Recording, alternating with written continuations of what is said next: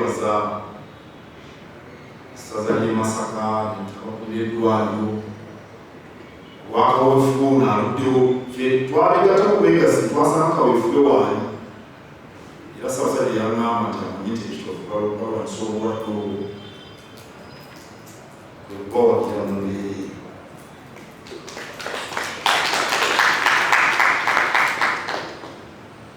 ensonga enkulu eri mu ddiiro ntegedde nti yakukola kifo etterekero ly'omusaayi ligaziyizibwe omusaayi okumala gusobola okuterekebwa mu ddwaliro ly'Ekitovu. Omusaayi tetusobola kugwogerera, omugaso gw'omusaayi tegayinza kugwogerera. Abalwadde ba Nalubiri beetaaga nnyo omusaayi. So nno ne Nalubiri Kabaka yamulwanyisa kuba beera abantu balowooza nti ddogo mu maka awo tubasaayo omuwala abawala bali n'ekisiraani naye bwe balina sikosira ebizibu by'ensento byerimu bwemu. Ab'obubenje omukozi wa Kabaka Tone Mbaziira mu maaso s'omujjanjabi era tubeebaza nnyo. Ab'obubenje babatwala nnyo Ekitovu, bannakazadde beetaaga omusaayi, bonna abo balina nkookolo naye kiri kyenyogeddeko ebituno tubiddingana abantu babitegeere.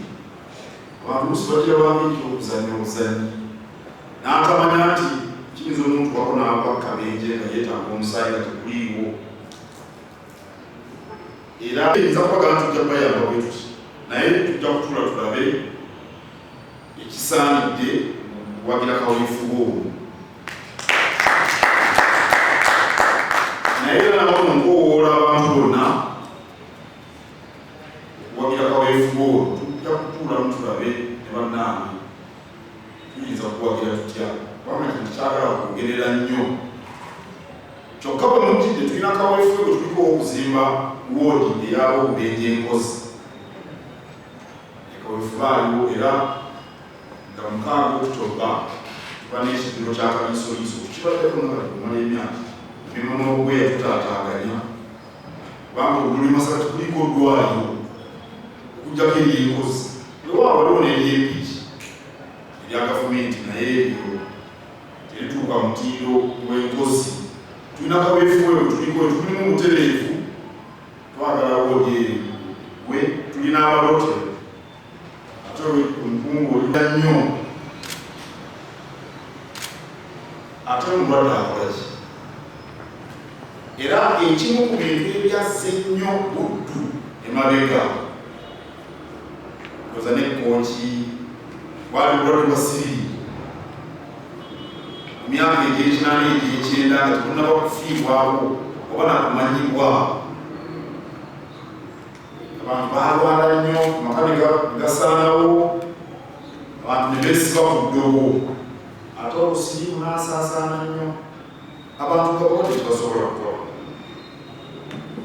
Kaweefube bwe tuliko okuza Buganda ku ntikko yeetaaga abantu nga balamu. Era Ssaabasajja kye yabaatugamba kole enteekateeka ezitumbula embeera y'obulamu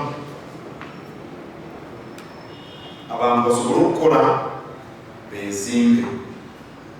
Bwe twogera okuza Buganda ku ntikko abantu esekirungi tusookerako kubanga omuntu ye alina okusooka okudda ku ntikko. Buganda ng'eggwanga lyokeredde ku ntikko kubanga abantu be bazza eggwanga ku ntikko. Naye omuntu omulwadde tajja kusobola kuba na mmere waka. Omuntu omulwadde tasobola kulima mmwanyi, bw'atalima mmwanyi tasobola kuweerera baana, bw'atalima matooke tasobola kubaliisa bulungi. Kati omuntu ow'engeri ng'eyo tayinza kubeera ku ntikko, naye Buganda tasobola kubeera ku ntikko.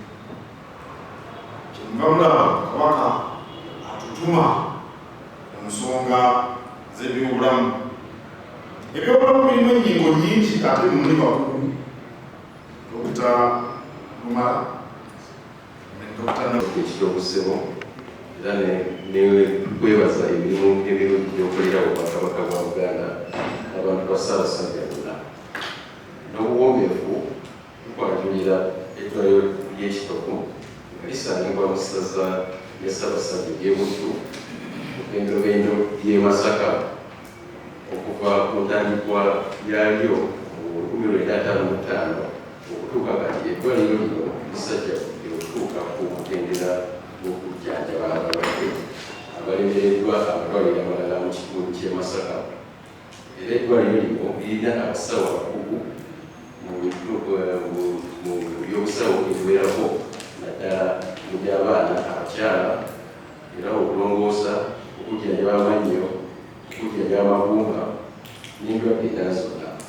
Eddwaliro lino lirina ebitanda 248 nga ku ebyo kuliko 31 ebikozesa okujjanjaba abalwadde ba fistula.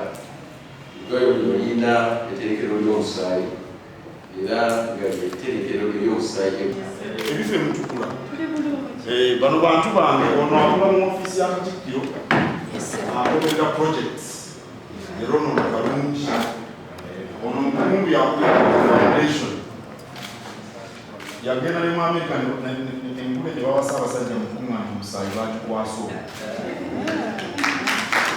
yekiranjaza ono yeddira ngo yakulira bikaalo kyekitongole ky'obwakabaka ekirondoola emikago n'enkolagana n'abantu ab'ebweru.